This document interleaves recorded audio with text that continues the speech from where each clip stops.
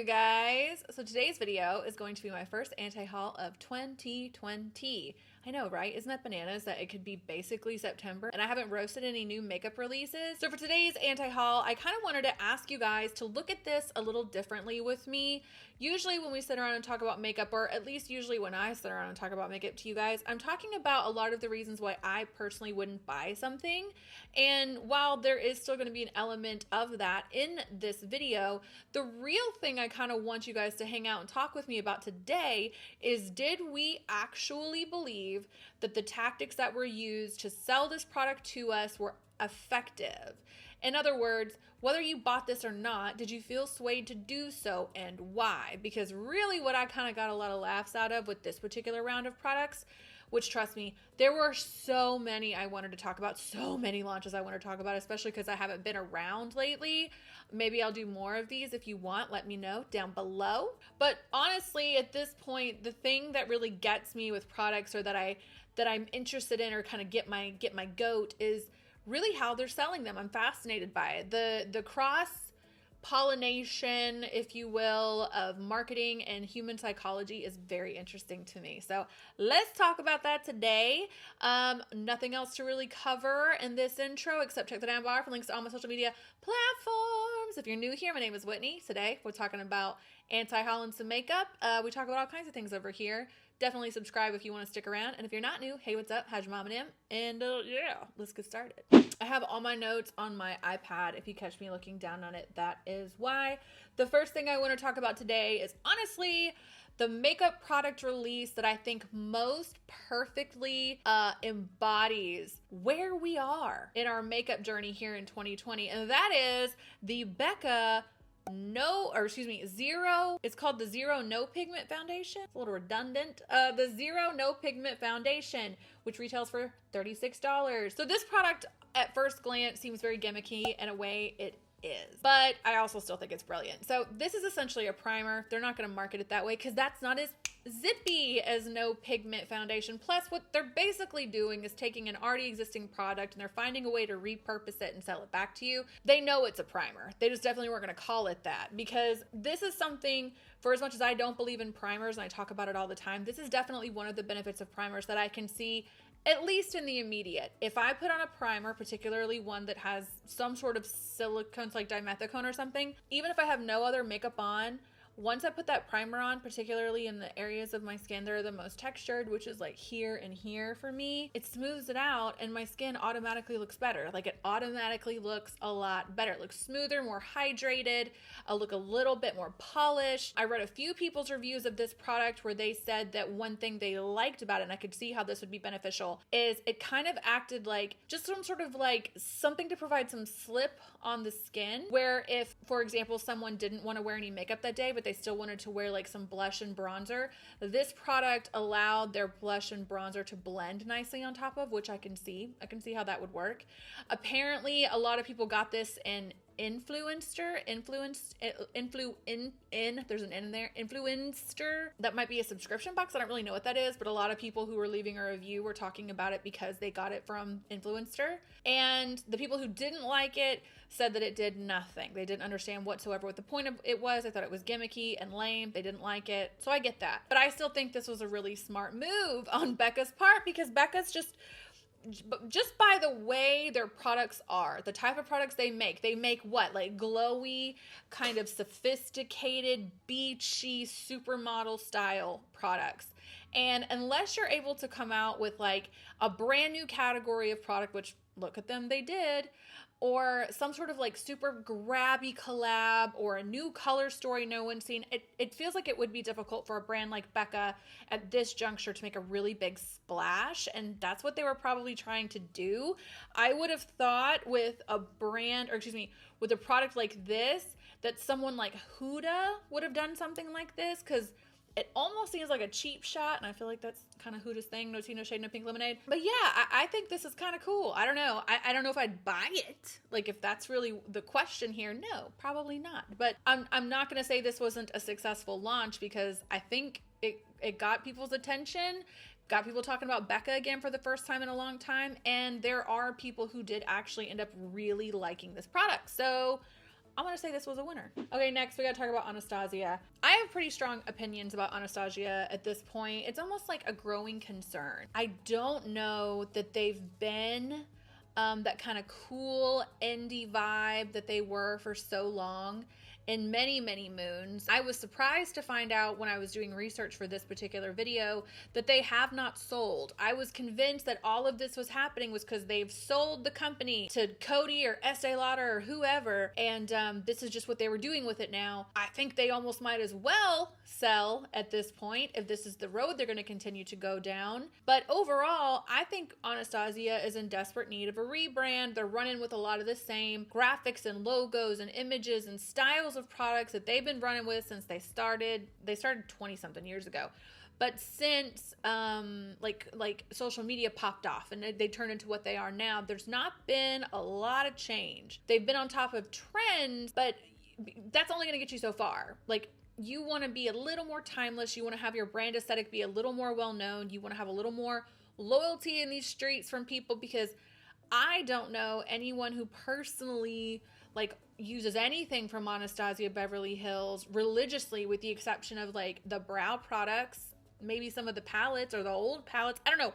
My point is, their new launches that came out were feeling pretty uninspired that I looked into the other day, particularly these Fakaka lip stains. And I'll tell you why. I don't know how many of you guys like a lip stain, know what a lip stain is for, have ever used a lip stain, but a lip stain essentially is supposed to kind of like make your lips look like maybe a little freshly bitten, or like you just ate a popsicle. To achieve said effect, typically you want like a vivid color, something that's going to stain. And the second I saw that one of the colors that they were offering in this collection of stains was called gray mauve, I knew that this was just DOA. This does not feel well thought through at all. At all. And that's pretty evident to me simply through the names of these colors also. Like, the hot pink color is called hot pink. The other pink color, the fuchsia orchid color, is called orchid. And there's a dusty rose and a rose wood. And the bright cherry color is called black cherry. Like, it just doesn't feel like they expended a whole lot of brain cells on this product. I feel like tints and stains and washes of color and all that chill vibes is coming back big time. It's going to be really huge this time next year, take my word for it. So I get what they were trying to do with the stain, but again, you're chasing a trend. You're not creating a good, solid brand identity around this type of a product, because why the hell would you make a gray lip stain? And I'll tell you why you don't do that. You don't do this because this is what happens. This is a girl who left a comment about this product on Sephora and said that this little butthole bit right here in the center of her mouth would not come out. She couldn't get it off. That's why stains are usually pleasant colors, because this is like gross. It looks like, you know exactly what it looks like. I will always have a heart for this brand, and I want to see them bring it back the way they once were, but they've been slipping for me for a while, and I really hope they get it together. This is not how you're gonna do it though, I promise. Sorry. Not sorry. So this is from Louise, and the only experience I have with Louise goes a little something like this. In 2018, I bought their eyeshadow base when it first came out, and it still hasn't gotten here. I ordered it. I never saw that thing. In fact, I didn't even remember how long it had been since I ordered that thing until it had been like a month.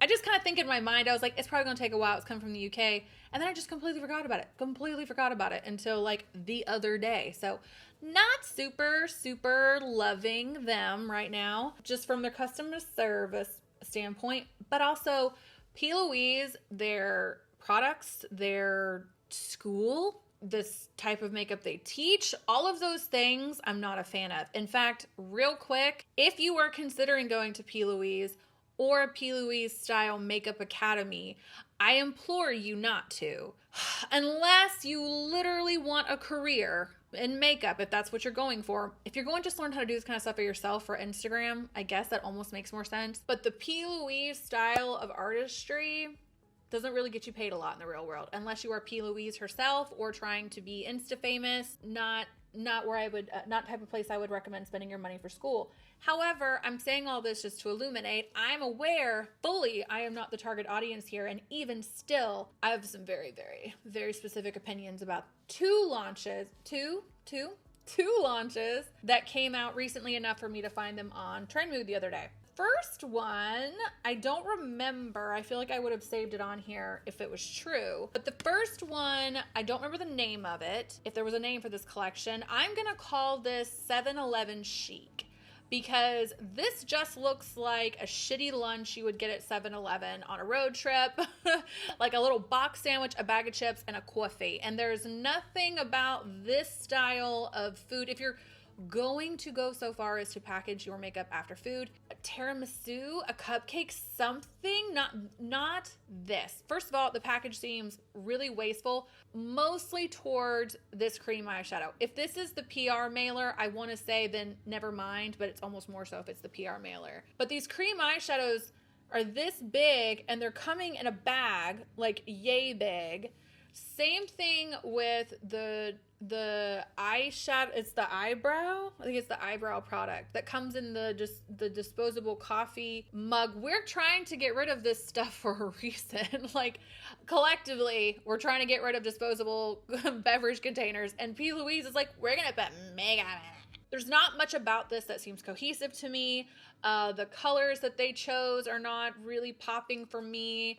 I don't feel like they say a lot about what these products are for.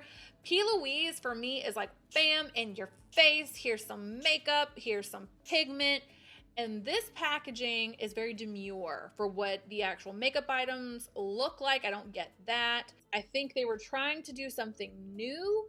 Maybe they had a really small packaging budget to deal with, and they were able to get their hands on a lot of disposable food items from Circle K. I don't know, but this just didn't seem super. I wouldn't do this again, P. Louise. For all I know, it's done well and you guys have sold out and it's been amazing. I'm excited to see you evolve past this. But I will say this eyeshadow palette that they put out, I don't know when it came out. Like I said, it had to have been recent enough for me to find it on those Instagram accounts the other day. This I get. I feel like I tell you guys all the time to be aware of eyeshadow palettes when you buy them, because a lot of times what you're looking at is colors you've probably already owned, just rearranged in interesting and fascinating ways.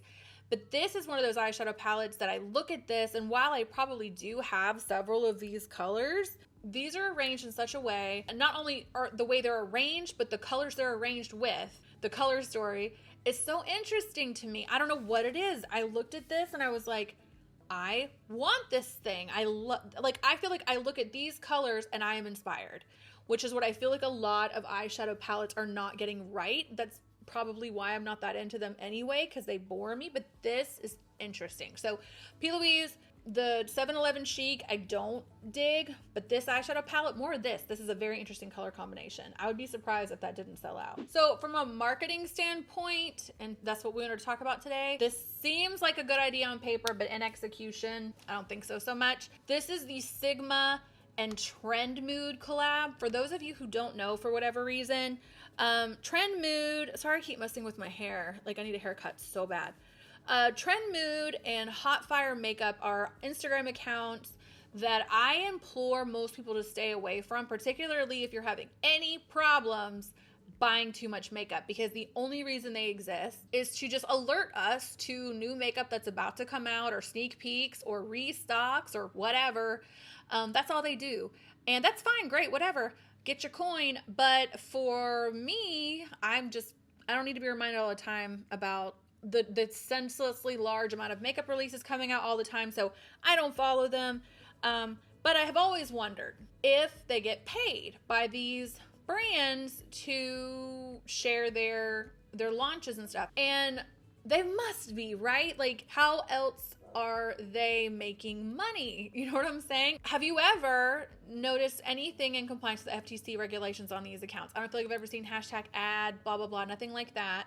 Which, for all I know, because by nature of the type of account they're running, like, they're not a person going up here and being like, oh, I just so happened to pick this up, you should buy it. Like, they're very much so like, I exist to tell you to buy stuff, you know what you're here for, da-da-da-da-da. So maybe the FTC doesn't feel like they have to give ads, whatever. I'm just curious about the business model behind these accounts. It's very interesting to me. And I knew eventually a brand was going to hook up with them, and Sigma, I mean, I guess it makes about as much sense as any brand could make with Trend Mood, because I'm assuming Trend Mood is a person, but I couldn't pick them out of a lineup. I've been on that page tons of times, but I have no idea who runs it, who that person is. And unfortunately, unless you are a brand, like another brand that has a really strong identity, I don't know how beneficial it is to hook two non-human entities together in the form of a collab. But I get why you would do it, because Trend Mood's going to talk about it often. It's going to end up on the page. It seems like it should work, but it almost feels like pedestrian because of that. Like, I don't know who would have made a good team up, but this as I said in the beginning of the video, I wanted to kind of assess the mechanisms in place to sell this stuff to us, and this definitely didn't work for me. I'd be surprised to know it worked on a whole lot of people at all. We can't just collab with everybody, can we? Makeup brands, I guess we're going to. I'll get into some successful collab, what I think should be a very successful collab, in a second. But for this, I don't know, man. I would be so interested to know so many things about this. I want to know how much Trend Mood got paid. I want to know if they got a lump sum or if they're only getting commish for every sale. I want to know if they also get paid for every time they promote the collab on trendmood.com. I want to know why Sigma did this. I want to know who else has approached Trend Mood about this. Like, I have more questions than anything. I know I wouldn't buy this, but I thought it was worth noting. This is the Supreme and Pat McGrath collab, and this is, in my opinion, the best. One of the best collabs I've ever seen. I think the last time I saw a collab that I thought was this good was when Mac and Mariah Carey did a collab back in like 2016 or 2015 or something like that, just because they got the visuals down. They really captured, I don't know, for some reason it stuck out to me and I thought it was a good one.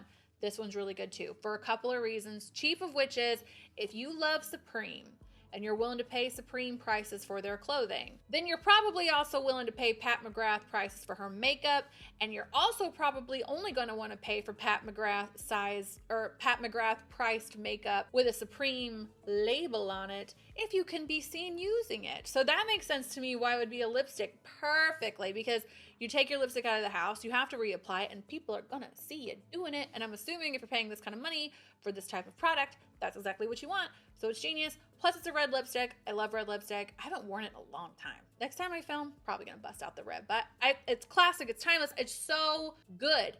It is a true example of two strong brands that have two similar fan bases. Like, willing to spend money, a lot of money on overpriced stuff, just that lifestyle. I see it.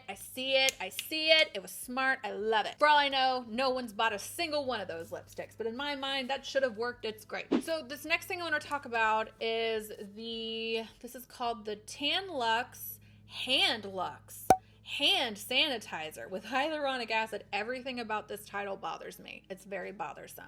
But what bothers me more, and I don't know if it makes any sense to be bothered by this. You guys tell me what you think. I know companies are going to try to make money off of Roro. I know it. I know. But it bothers me. I don't know why it bothers me to see people doing this. Every time I see a specifically branded hand sanitizer or a fashion label, a designer face mask, I just don't like it. I don't know why. I can't decide if it's because it feels opportunistic, but at the same time, it feels foolish for a brand not to try to take advantage of the situation.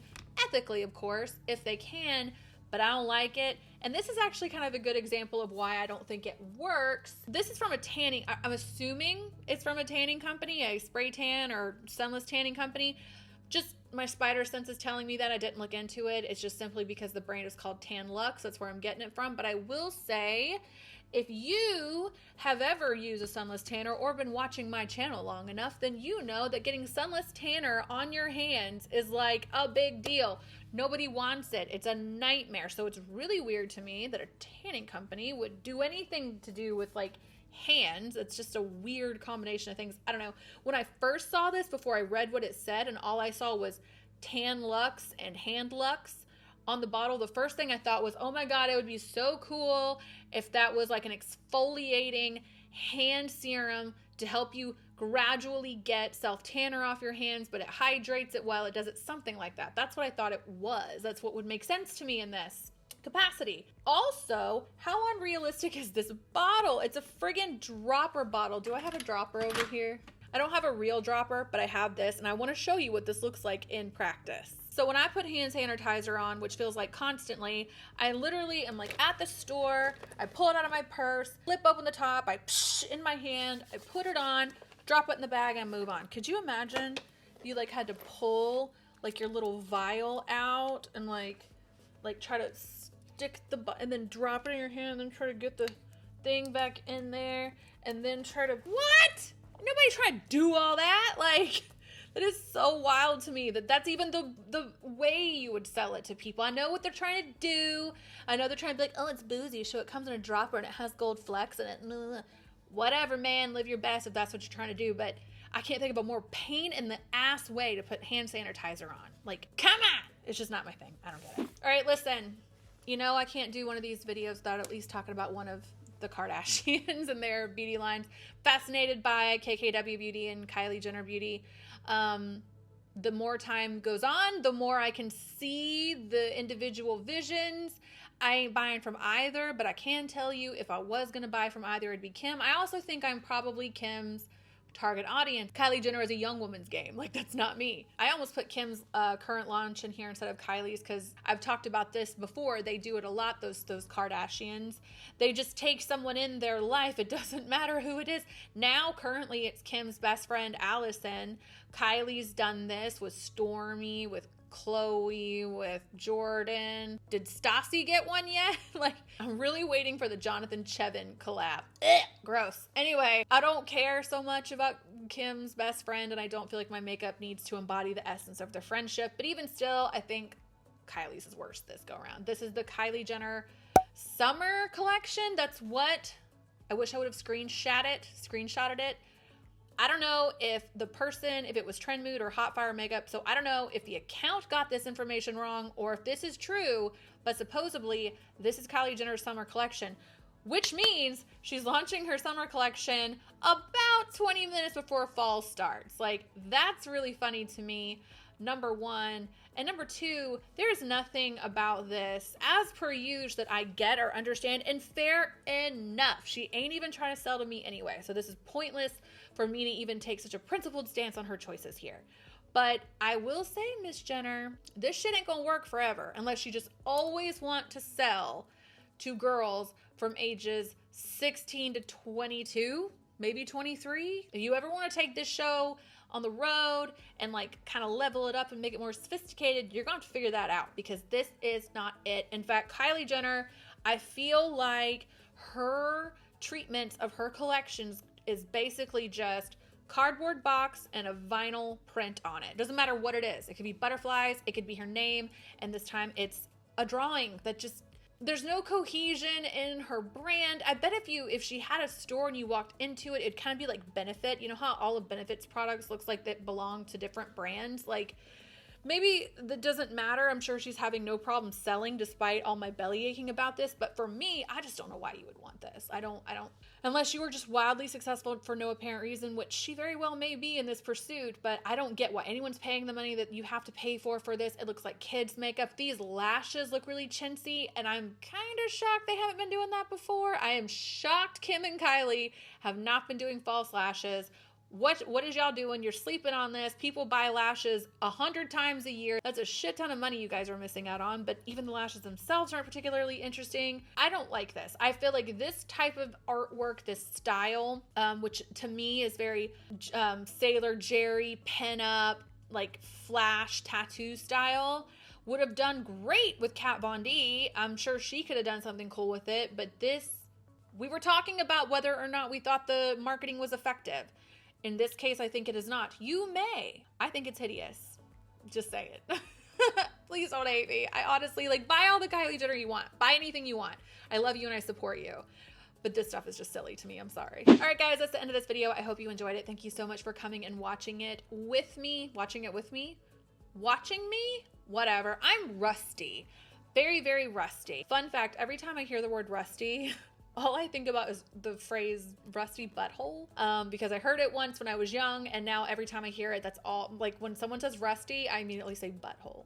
Sorry, hi, I'm a child. Anyway, thank you as always to the patrons. We are switching things up over there. We're doing a live stream tomorrow, and then moving forward, I've already announced this over there. I have been yet to kind of change the copy on my Patreon to reflect as such, but we are switching from organic and dedicated content on Patreon to unedited content on Patreon. In other words, when I do these videos, depending on what type of video it is, usually if I could put everything in the video, it would be like 45 minutes long, but you can't really put that on, I mean, you can, but I'm not going to put that on YouTube. Anyway, so I end up editing it down to about 25 minutes or so. My plan is to put the unedited, like full length versions of videos over there from now on. So that's what we're doing over there. I'm really excited, and I think you guys are actually going to like it a lot more. There's like a fly in here. Excuse me. Ugh, my brain hurts. It is 5:15. I have been like literally at this all day because I haven't filmed in so long. I'm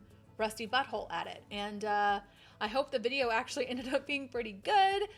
All that being said, I will catch you guys in the next one. Thank you so much for checking on me, watching this video, riding with me, hanging with me. I will catch you in the next one. Check the down bar for links to all my social media platforms. Have I said all this already? I don't know. All right, love you.